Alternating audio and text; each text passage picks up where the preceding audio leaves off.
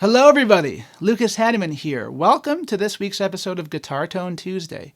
Hope you guys are doing well.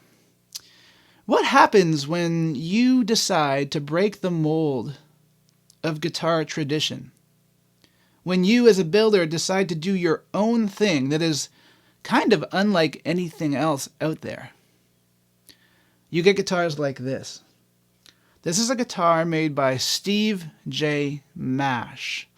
And for those of you who aren't from where I'm from, Ottawa, Ontario, Canada, you probably don't know Steve. But Steve has been building instruments since 1977. And he makes instruments like this. Now look at this thing. It reminds us slightly of certain guitars that are out there, but not in particular any one of them, right? It has elements of Fender design, Gibson design, Paul Reed Smith design, for sure, yeah. But it doesn't really resemble those guitars, and to me, that's very special. And I must profess, I'm a lover of Strats, Tellys, 335s mainly, but I do love playing guitars that do something different because they inspire you to play differently. So what do we have on this guitar, this very cool guitar? Well, we have a roasted maple fingerboard. I love roasted maple. We have a maple neck, which is beautifully quarter sawn and laminated. We have Gotoh machine heads on this very cool headstock design.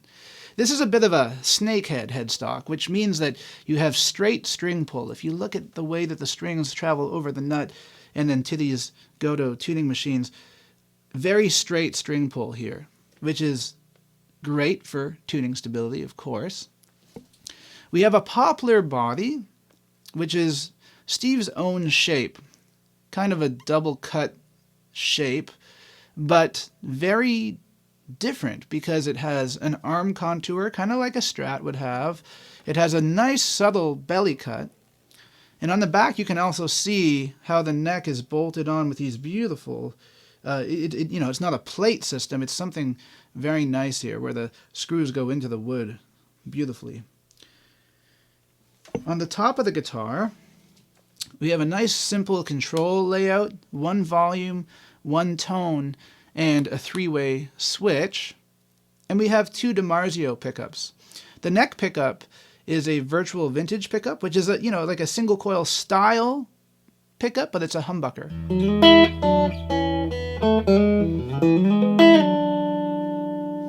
In the bridge position, we have a liquid fire DiMarzio, which is a nice humbucker.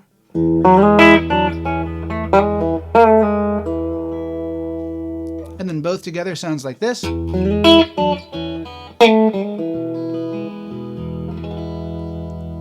So it's got some great clarity. And we also have a Wilkinson trem here, which I believe is the 100 series, with a nice push-in style bar. And, Steve's impetus for building came from, well, in the 1970s, let's be honest, guitars were not that great. Even guitars made by the big manufacturers, it's no lie that they were not producing their best stuff at that time. So Steve went to a Led Zeppelin concert, and he realized that John Paul Jones was playing custom-made basses. And Steve himself is a great bass player. So he said, I'm going to start making basses, and I'm going to really make them with high-quality materials.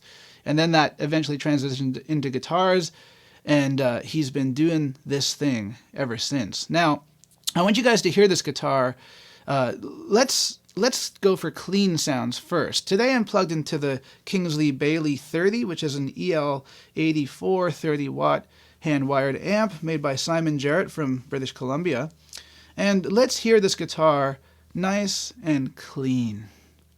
Here we go.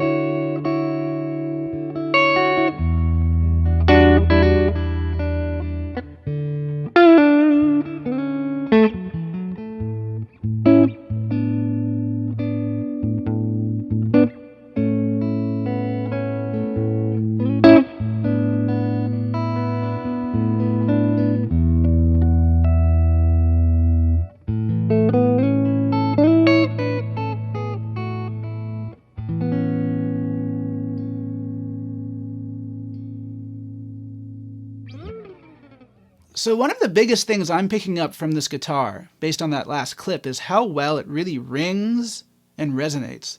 The sustain goes on and goes on and goes on. And it's not every guitar that does that. And that's testament to Steve's choice of lumber. The other thing that's very unique about this guitar is the neck pickup sound. Most of us who play 22 fret neck guitars are used to that kind of warm, fluty neck pickup sound. So think of like a great Strat sound, or perhaps, Slash on a Les Paul, Dickie Betts on a 335, etc., right? We all know and love that great warm neck pickup sound. And this guitar doesn't really do that because the neck pickup is squished closer to the bridge pickup. But what does that give you? It gives you a bright, snappy neck pickup sound.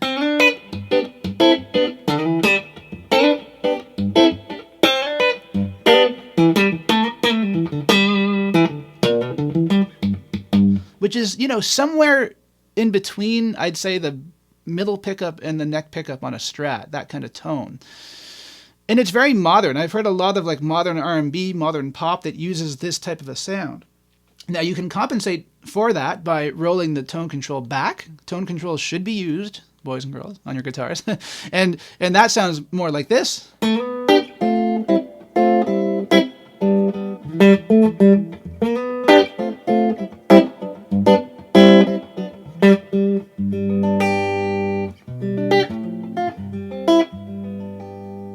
It's very cool. But you know, the nice thing about having that neck pickup closer to the bridge pickup is you get a very cool, funky sound with both pickups on.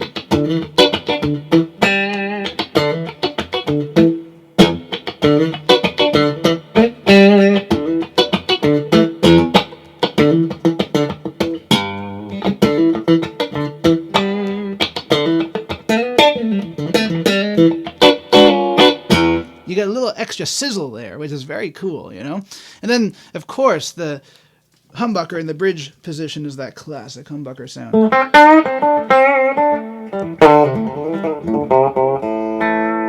I actually like that. I like the contrast, you know, between the single coil in the neck and the humbucker in the bridge. It's very cool. Lots of usable sounds here and different sounds. Like, you know, if you already have a Strat, a 335, a Tele, or whatever, you know, something like that, this would make a nice addition because it inspires you to play different things because it sounds different. And I'm going to gain it up in another clip, but before I play you guys out on this guitar, I want to say, like, I've known Steve Mash since I was in high school. He's refretted, repaired, installed pickups in, put guitars together. You know, he's done crazy work on guitars that I thought were past the point of repair for me. And for that reason, he is extremely knowledgeable. And he's done it for many friends and students of mine too. So if you're from the Ottawa area and if you just need some work done on your guitar, Steve is a great guy to know. But you should check out these guitars. Whether you're from Ottawa or from elsewhere, you know, these are nice designs. And again, they inspire you to do something different. So I'm going to link in the description box below down to Steve's Instagram where he shows pictures of these guitars. I'm also going to provide all the info on the guitar that I forgot because God knows I forgot some details. And yeah, that's all going to be in the description box. Thanks everybody so much for watching. Please let me know in the comment section below what you thought of this guitar. And don't forget to like, share, subscribe. I'm going to play you guys out, and we'll see you again in the next installment of Guitar Tone Tuesday. See ya.